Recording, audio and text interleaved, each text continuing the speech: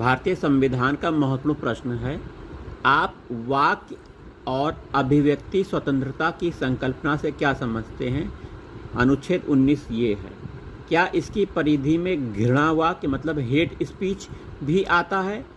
भारत में फिल्में अभिव्यक्ति के अन्य रूपों से तनिक भिन्न स्तर पर क्यों हैं?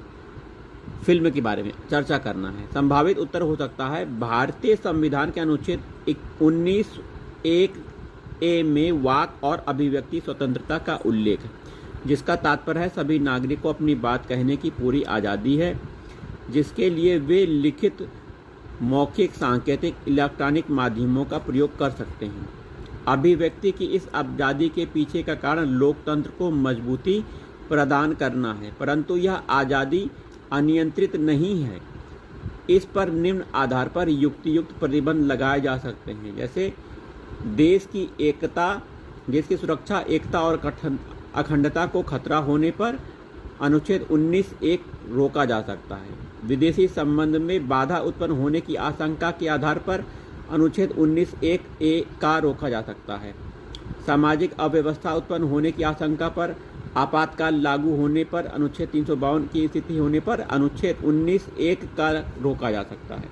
जहां तक घृणा वाक्य हेट स्पीच का सवाल है तो निश्चित रूप से यह अभिव्यक्ति की आज़ादी का हिस्सा नहीं है। इस पर न केवल लोक व्यवस्था, शिष्टाचार, सदाचार के हित में अथवा न्यायालय अवमानना, मानहानि, अपराध उद्दीपन के संबंध में युक्तियुक्त निर्बंध लगाए जा सकते हैं, बल्कि इसे कुछ मामलों में भारतीय दंड संहिता 1860 के विभिन्न धाराओं के तहत दंडनीय अपराध माना गया है। साथ ही IT एक्ट में भी इसका उल्लेख अपराध फैलाने वाले कार्य के तहत किया गया है।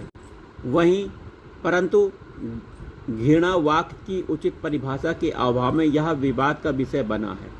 सिनेमा भी अभिव्यक्ति का एक प्रमुख माध्यम है।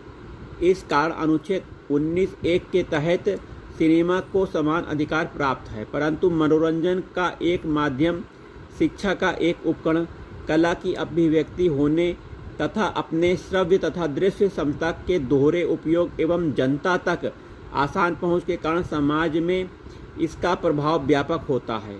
इस कारण सिनेमा को एक अलग श्रेणी में रखते हुए केंद्रीय फिल्म प्रमाणन बोर्ड का गठन किया गया है, ताकि फिल्मों को वह दर्शकों के देखने के लिहाज से अलग अलग प्रमाण पत्र प्रदान कर सकें।